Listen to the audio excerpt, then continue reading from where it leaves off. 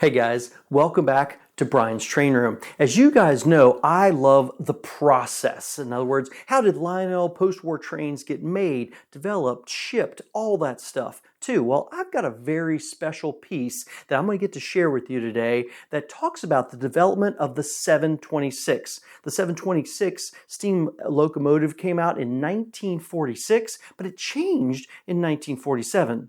Well, how did it change? How did they do that? Well, I've got a very, very special piece that I'm going to share with you that does just that.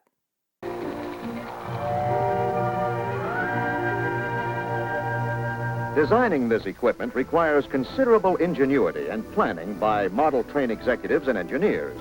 They maintain close contact with the railroads, are quick to adapt new developments to the toy train field.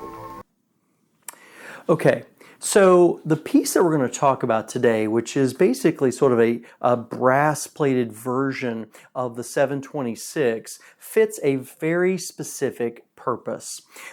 Greg Stout and Gary Zippy have always been great about sharing pieces that will be coming up in future auctions with me to be able to film for you guys too. And there's a very special piece that's going to be coming into the October 30th, 2025 Stout auction in Williamsport, Indiana. And that piece is a transition piece that was used by Lionel engineers to determine, hey, what are we going to do with the 726 steam locomotive and how are we going to change it to upgrade it or get it up to the standard that Lionel wanted to have.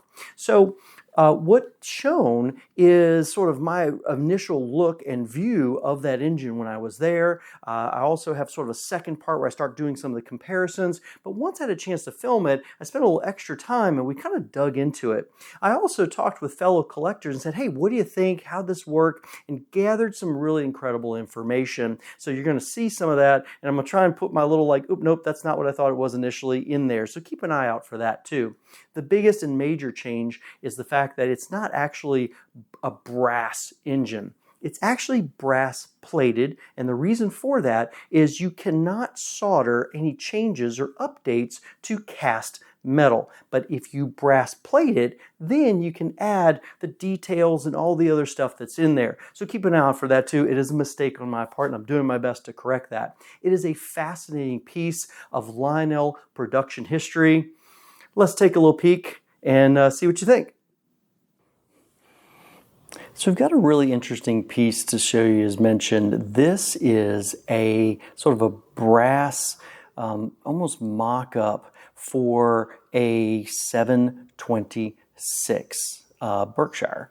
And so what we're looking at here is this is all cast in brass. And the reason it's cast in brass is from a process standpoint, this is how Lionel would sort of get a piece and say, what modifications do we want to make to the boiler? Most of the engine, the base and all this is really irrelevant. This is all just sort of standard fare. But they would get it mounted to a piece like this and say, well, do we want to add more piping? Do we want to take something away? Do we want to change a certain portion of the piece? And this is the way that they'd be able to work the metal to create a final product that they would then ultimately make a new updated casting for their next year's product. So we're going to take a little peek around. I'm going to spin this around for you, but this is really just a fascinating piece of Lionel history. This is just an amazing piece, all in brass, for sort of representing how Lionel would have updated the 726 in the early years.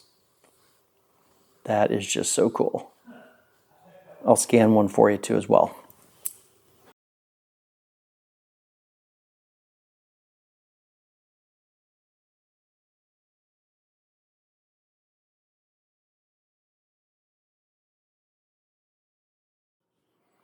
All right, so guys, just to help with some observations and where this piece fits into the equation, this right here is a 226E. Okay, this is a pre-war engine. This is a 46 version of the 726, and this is a 47 version of the 726. So Best we could tell, it looks and appears as though this is a transition piece between the 1946 and the 1947 production.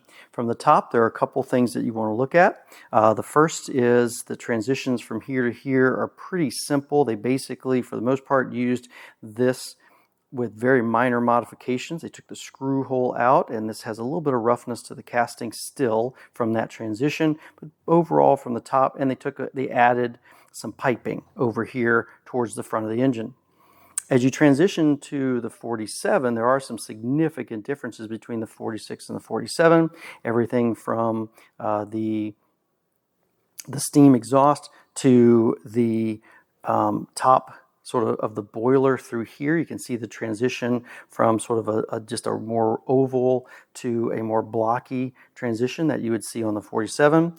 They added the E-unit slot from 46 to 47, and they did some modifications to how the stanchions were attached. There's a lot of roughness to these areas, so there may or may not have been something attached at the time, and it may have been knocked or broken off over the years.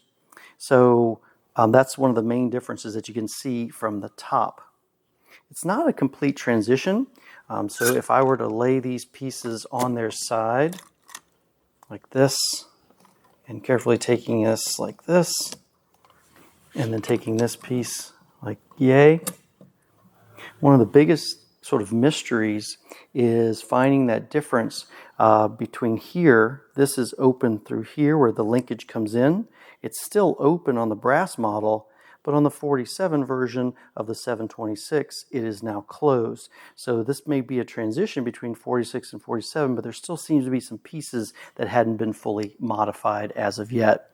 Pretty neat items, up for discussion. I want to hear your thoughts too as well, certainly. Still a great piece. Okay, so this is the part where I get to give a few little final thoughts, but it basically gives me an opportunity to show you some of the close-ups of this engine that I was able to take, so that way you can study those and say, hey, this is a really cool piece.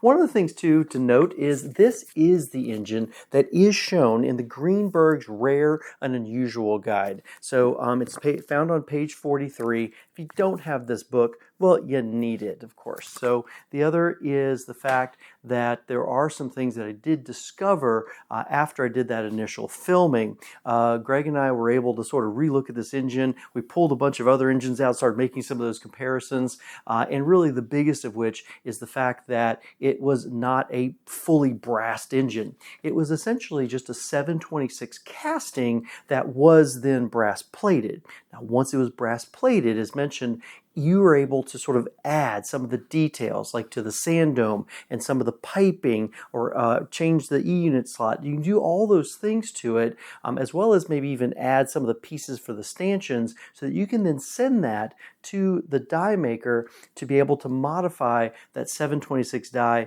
into what would be used for 1947 production. Either way, it is an incredible piece of Lionel history, which, by the way, depending on when you get to watch this episode, is available. It will be coming in the October 30th, 2025 Williamsport, Indiana Stout auctions.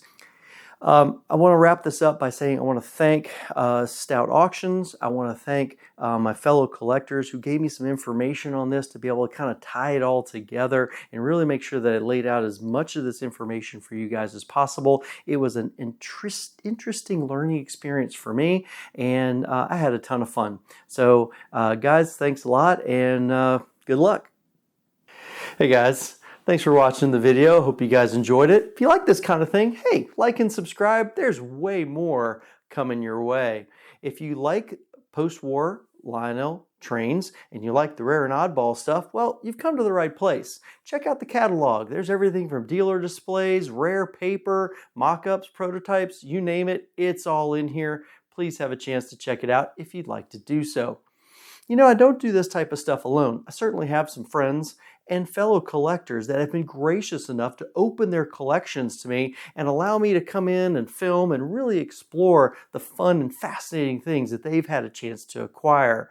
And I like to share those things with you. So, as always, Thanks for joining me on Brian's Trading Room.